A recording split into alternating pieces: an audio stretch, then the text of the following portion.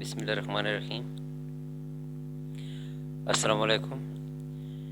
हमने last lecture से topic start किया हुआ ऑसिलेशंस, जिसमें सबसे हमने पहले डिस्कस किया था फॉर्मूलेशन ऑफ द प्रॉब्लम, यानी कि किसी भी ऑब्जेक्ट या किसी भी बॉडी की ऑसिलेटरी मोशन क्या होगी। ऑसिलेटरी मोशन मीन्स कि उसकी मूवमेंट जो है अराउंड द इक्विलिब्रियम पोजीशन, उसको हमने डिस्कस किया था। और उसके लिए उसकी ऑसिलेटरी मोशन के लिए अबाउट इक्विलिब्रियम पोजीशन हमने उसके लिए इक्वेशन ऑफ मोशन ड्राइव की थी। देन हमने उसी की सेकंड पार्ट में स्टडी किया था द आइगन वैल्यू इक्वेशन। इसके लिए हमने आइगन वैल्यू इक्वेशन जो है वो ड्राइव की थी। आज हम इसी टॉपिक को कंटिन्यू करेंगे और नेक्स्ट हमारी जो स्टडी है वो है frequencies of free vibration and normal coordinates.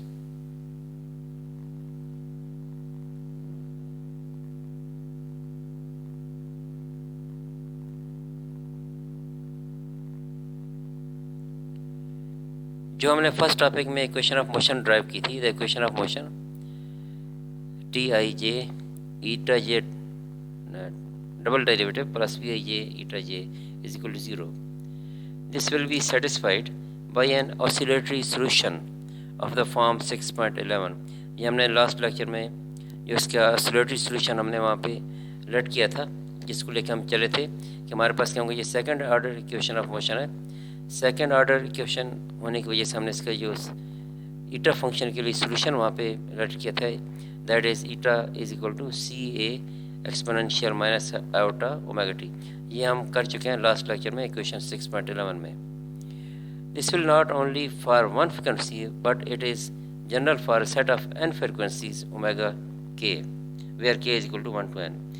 क्योंकि हमने जो इक्वेशन ऑफ मोशन जब ड्राइव की थी और फ्रिक्वेंसीज के लिए जब हमने उसे आइगन वैल्यू इक्वेशन में इक्वेशन ऑफ मोशन को यूज़ करते हुए आइगन वैल्यू इक्वेशन जब हमने फाइंड की थी, तो वहाँ हमने ऑब्जेक्ट की अराउंड इट्स इक्विलिब्रियम पोजीशन जो मूवमेंट के लिए हमने जो फ्रिक्वेंसीज हमने फाइंड की थी ओमेगा स्क्वायर के फॉर्म में, that was for n order. तो इसका मतलब यह है कि हमारे पास ये जो इक्वेशन है ये सिर्फ सोल्यूशन जो है सिर्फ एक फ्रिक्वेंसी के लिए नहीं है, बल्कि set of n frequencies omega k where k is equal to 1 to n, यानी एन मोड्स भी आप कह सकते हैं। ये एन फ्रिक्वेंसीज हैं, बेसिकली ये ऑब्जेक्ट की ऑसिलेटरी मोशन के एन मोड्स के लिए फ्रिक्वेंसीज होंगी। A complete solution of the equations of motion involves a superposition of oscillations. If the system is displaced slightly from equilibrium and then released, the system performs small oscillations about the equilibrium. जब हम system को displace करते हैं equilibrium position से और release करेंगे तो उसकी जो मूवमेंट है that will be around the equilibrium position, इसलिए हम उसे कहते हैं oscillatory motion. That will have frequency omega 1 to omega n। जो डिफरेंट हमारे पास मोड्स हैं, हर मोड्स के डिफरेंट फ्रिक्वेंसी होगी omega 1 to omega n। The solutions of these equations are therefore often designated as the frequencies of free vibration or as the resonant frequencies of the system। यानी ये जो frequencies हमारे पास होंगी N modes के लिए, या तो ये क्या होंगे, हमने या तो फ्री वाइब्रेशंस कह सकते हैं सेपरेटली, या फिर इंडिविजुअली इंडिपेंडेंटली जो वाइब्रेशंस होंगी फ्री वाइब्रेशंस, या फिर सिस्टम्स की जो रेजोनेंट फ्रिक्वेंसीज हो सकती हैं। रेजोनेंट फ्रिक्वेंसी जिस तरह में से रेजोनेंट फ्रिक्वेंसी से फैमिलर है, ये बेसिकली दो सिस्टम्स की आपस में रिलेटिव मूवमेंट की वजह से जब वो मूव करता है तो क्या उनके फ्रिक्वेंसीज आपस में एक ख़ास टाइम पीरियड के बाद, एक ख़ास ड्यूरेशन के बाद वो मैच कर जाती हैं। That is known as resonant frequencies. The general solution of the equations of motion may now be written as a summation over an index k। यानी जनरल सोल्यूशन जो इक्वेशंस ऑफ मोशन के लिए होगा N equations of motion के लिए, हम उसे combine कर देंगे, वाइंड अप कर देंगे for all these frequencies which may be free vibrations, for free vibrations और for resonant frequencies of the systems. और इंडेक्स के पे हम उसे समेशन और सम ओवर कर देंगे where k is equal to 1 to n। So general solution हमने लेट किया था 6.11 में हमने यूज़ किया था, उसी को हम मज़ीद जनरलाइज कर रहे हैं। Eta is equal to c k a iota k i k sorry exponential minus omega k t. तो इस तरह ये जो हमारे पास सोल्यूशन ये फॉर ऑल के मोड्स या for all k frequencies. There is a complex scale factor. यहाँ पे आपने जो हमारे पास कोएफिशिएंट आ रहे हैं यहाँ पर बस सी के जो हम ले रहे हैं, यहाँ पे भी हमने यूज़ किया हुआ सी के जो हमारे पास स्केल फैक्टर है। There is a complex scale factor C K for each resonant frequency. ये स्केल फैक्टर है, हर रेजोनेंट फ्रिक्वेंसी के लिए सेपरेट होगा, यानी के फ्रिक्वेंसीज हमारे पास हैं तो के स्केल फैक्टर्स होंगे। It might be objected that for each solution lambda k of the equation there are 2 resonant frequencies. जब हम इक्वेशन इसमें आइगन वैल्यू इक्वेशन ड्राइव कर रहे थे तो वहाँ हमने लिया था कि लैम्डा बेसिकली किसको रिप्रेजेंट कर रहा है, लैम्डा बेसिकली ओमेगा स्क्वायर के लिए हम यूज़ करते हैं। तो जब ओमेगा स्क्वायर के लिए यूज़ कर रहे हैं तो इसका मतलब है कि लैम्डा जो है वो उसके ओमेगा स्क्वायर से हमें 2 फ्रिक्वेंसीज मिलेंगी, प्लस ओमेगा के एंड माइनस ओमेगा के। द आइगन वेक्टर ए के would be the same for 2 frequencies. यानी आइगन वेक्टर के ए के जो है हमारे पास ये बेसिकली दोनों फ्रिक्वेंसीज के लिए सेम होगा आइगन वैल्यू इक्वेशन से, क्योंकि बेसिकली ये लैम्डा के करस्पॉन्डेंस होगा, इसलिए आइगन वेक्टर जो है ये दोनों के लिए सेम रहेगा। लेकिन स्केल फैक्टर जिसका ऑप्शन डिफाइन है, कम्प्लेक्स स्केल फैक्टर जो है ये हर फ्रिक्वेंसी के लिए अलग होगा। जिस तरह हमने यहाँ पे स्टार में कहा है कि complex scale factor is for each resonant frequency. So plus omega के लिए हमारे पास सी के प्लस हम इसे मेंशन कर सकते हैं, और माइनस ओमेगा के लिए सी के minus negative. On this basis the general solution should appear. हमारे पास फिर जनरल सोल्यूशन जो है इक्वेशन लास्ट इक्वेशन 6.35 में, ये हम इसे थोड़ा सा मज़ीद से एक्सप्लेन कर सकते हैं। ए आई के सी के प्लस यानी ओमेगा प्लस के लिए और ओमेगा नेगेटिव लिए, ये 2 टर्म्स अलग अलग हो जाएंगी। लेकिन ये हमें याद रहना चाहिए कि जो हमारे पास एक्चुअल सोल्यूशन होगा इस ऑसिलेटरी मोशन का या ऑसिलेशन का, वो बेसिकली इस इक्वेशन का ये हमारे पास ये कम्प्लेक्स इक्वेशन बन रही है, क्योंकि आपके पास एक्सपोनेंशियल और ओमेगा टी ये टर्म जो है ये डिफाइन करेगी हमारे पास ये क्या है, कम्प्लेक्स सोल्यूशन है। लेकिन जो रियल मोशन है ऑब्जेक्ट की स्टिमुलेशन, वो इस कम्प्लेक्स सोल्यूशन का जो रियल पार्ट है, रियल पार्ट जो है वही डिफाइन करेगा एक्चुअल मोशन को। The actual motion is the real part of the complex solution. और हमें पता है जब हम एक्सपोनेंशियल फंक्शन को एक्सपेंड करते हैं तो हमारे पास जो रियल पार्ट है वो बेसिकली क्या होता है हमारे पास cos omega k T plus delta के।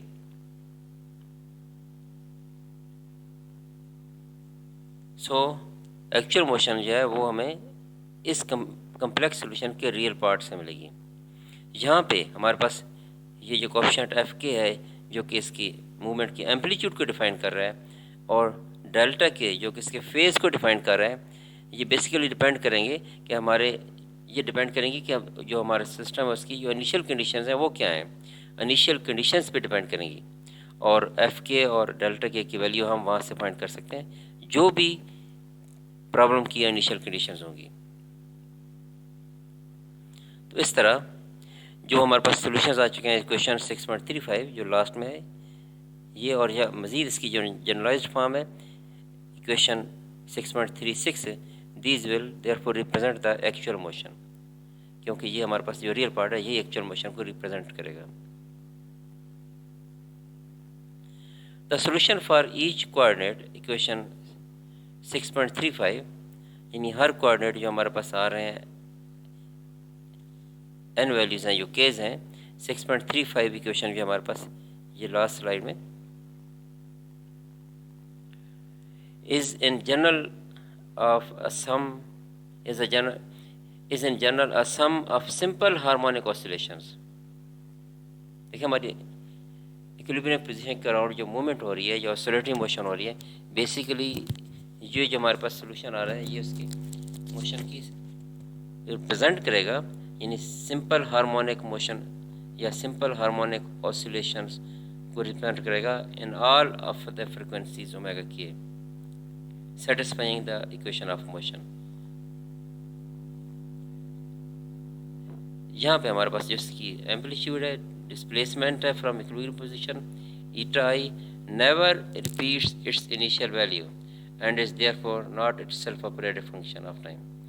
जो ईटा आई जो मूवमेंट है, ईटा आई जो डिस्प्लेसमेंट है, ये इनिशियल वैल्यू को रिपीट नहीं करेगी, तो लिहाजा फिर क्या होगा, ये पीरियोडिक फंक्शन टाइम का नहीं होगा, क्योंकि पीरियोडिक फंक्शन वही होता है जो अपनी पोजीशन को, अपनी मूवमेंट को रिपीट कर रहा है, इनिशियल वैल्यूज़ को रिपीट कर रहा है. However it is possible to transform the eta I to a new set of generalized coordinates that are simple periodic functions of time. Eta I itself तो periodic function time का नहीं है, लेकिन हम इन्हें और जनरलाइज कोऑर्डिनेट्स में वहाँ ट्रांसफॉर्म कर देते हैं, और वो जनरलाइज कोऑर्डिनेट्स जो हैं ऐसे होंगे जो कि सिंपल हार्मोनिक फंक्शंस होंगे टाइम का. So that set of variables is known as normal coordinates. यही चीज़ें जो हम फाइंड करना चाह रहे हैं, ऑसिलेटिंग मोशन के जो नॉर्मल कोऑर्डिनेट्स हैं, इस तरह हम फाइंड कर सकते हैं. और हमारे पास जो कोऑर्डिनेट्स हैं, ईटा आई जो मूवमेंट है फ्रॉम इक्विलिब्रियम पोजीशन, जो डिस्प्लेसमेंट को शो कर रहा है, that will be equal to a i j zeta j. यानी हमने उन कोऑर्डिनेट्स को हमने जीटा जे कोऑर्डिनेट्स की टर्म में ट्रांसफॉर्म कर दिया है, जीटा जे कोऑर्डिनेट्स. और ये ऐसे कोऑर्डिनेट्स हैं जो कि सिंपल पीरियोडिक फंक्शंस हैं टाइम का. अगर सिंगल के लिए हम देखें, or in terms of a single column matrix eta and zeta, हम सिंगल कॉलम मैट्रिक्स की फॉर्म इस तरह शो कर सकते हैं, eta is equal to A zeta. Now the potential energy equation 6.4 is written in matrix notation. जो हमारे पास 6.4 में पोटेंशियल एनर्जी है, हम पहले स्टडी कर चुके हैं, v is equal to half eta bar eta transpose v eta. हम इस फॉर्म से कन्वर्ट कर सकते हैं. Now the single row transpose matrix zeta transpose eta transpose is related to zeta transpose by this relation. क्योंकि हमारे पास basic relation क्या है, eta is equal to A zeta. जब इसका हम ट्रांसपोज लेंगे दोनों साइड्स पे, इक्वेशन 6.41 डैश का दोनों साइड्स पे हम ट्रांसपोज लेंगे, eta transpose equal to product of A zeta transpose of product of A zeta. जब हम इसे सेपरेट करेंगे तो हम ट्रांसपोज रूल्स के अकॉर्डिंग ये zeta transpose into A transpose की फॉर्म में आ जाएगा ये relation. Then now so that the potential energy 6.42 can be written also as v is equal to, हम यहाँ पे इक्वेशन 6.42 में देखें, यहाँ पे हम ये ईटा ट्रांसपोज की वैल्यू, ईटा ट्रांसपोज और ईटा की वैल्यू पुट करें अगर, तो ईटा ट्रांसपोज की वैल्यू क्या आ जाएगी, जीटा ट्रांसपोज ए ट्रांसपोज, और ईटा की वैल्यू 6.41 डैश आ जाएगी ए इंटू जीटा. तो हमारे पास रिलेशन ये फिर क्या हमें मिलेगा, v is equal to potential energy v is equal to half zeta transpose A transpose v into A into zeta. But a diagonalizes v by transformation equation 6.26 and the potential energy therefore reduces simply to v is equal to half. ये अगर equation 6.26 दिखेगा, हमारे पास जो है a transpose v a, this is equal to lambda. या value put करेंगे equation 6.26 से, हमारे पास ये रिलेशन आ जाएगा, and this is equal to half omega के square zeta K square. The kinetic energy has an even simpler form in the new coordinates. अब हम काइनेटिक एनर्जी को देखते हैं कि काइनेटिक एनर्जी को हम कैसे ट्रांसफॉर्म कर सकते हैं. Since the velocities transform as the coordinates t as the coordinates t as given in equation 6.20, t is equal to half eta dot transpose t eta dot. तो इस तरह हमारे पास काइनेटिक एनर्जी की टर्म क्या आ जाएगी, काइनेटिक एनर्जी का relation क्या आ जाएगा, T is equal to half, यहाँ पे हम इनकी वैल्यूज पुट कर देंगे। हमारे पास जो ईटा ट्रांसपोज, ईटा डॉट ट्रांसपोज और ईटा डॉट की वैल्यूज़, ये ईटा डॉट ट्रांसपोज और ईटा डॉट की वैल्यूज़ हमने इक्वेशन 6.41 डैश से और यहाँ से लेनी है। तो काइनेटिक एनर्जी हमारे पास ये आ जाएगा zeta dot transpose A transpose T A into zeta dot. इसमें ये जो A transpose T into A है, ये बेसिकली हमारे पास आ जाएगा is equal to 1 according to equation 6.23। तो इस तरह हमारे पास काइनेटिक एनर्जी का रिलेशन आ जाएगा half zeta dot transpose zeta dot.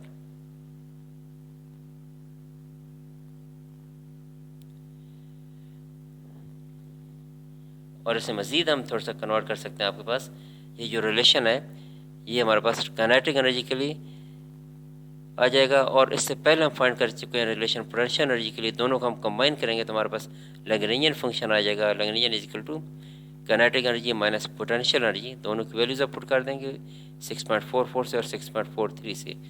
ये हमारे पास लैग्रेंजियन है। लैग्रेंजियन फंक्शन जब हम फाइंड कर लेंगे तो उसके बाद लैग्रेंजियन इक्वेशन ऑफ मोशन हम यूज़ करेंगे, जो हम पहले स्टडी कर चुके हैं, और लैग्रेंजियन इक्वेशन हम फाइंड कर लेंगे जीटा के डबल डॉट प्लस ओमेगा के स्क्वायर जीटा के इज इक्वल टू 0। तो हमारे पास equation of motion in terms of normal coordinates है जीटा, ये हमारे पास आ जाएगी, which this equation 6.46 have the solutions zeta k is equal to c k exponential minus iota omega k t। तो ये नॉर्मल कोऑर्डिनेट्स के टर्म में से हमारे पास जो है इक्वेशन ऑफ मोशन का सोल्यूशन हमें ये मिल जाएगा। यहाँ पे जो each of the new coordinates is the sub periodic function involving only. अब यहाँ पे देख लें, आपके पास लेफ्ट हैंड साइड पे जीटा का सोल्यूशन है, ये बेसिकली डिपेंड किस पे कर रहा है, टाइम पे डिपेंड कर रहा है। सो each of the new coordinates is thus a periodic function involving only one of the resonant frequencies. The zetas, the normal coordinates of the system. Zetas जो हैं ये सिस्टम के नॉर्मल कोऑर्डिनेट्स हैं, जिस तरह हम पहले डिस्कस कर चुके हैं। Each normal coordinates corresponds to a vibration of the system with only one frequency, and these components oscillations are called the normal modes of vibration।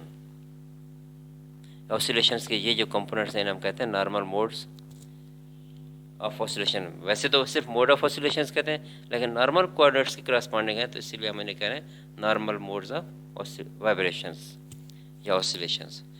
तो ये आज का हमारा टॉपिक था, oscillations का सेकंड पार्ट।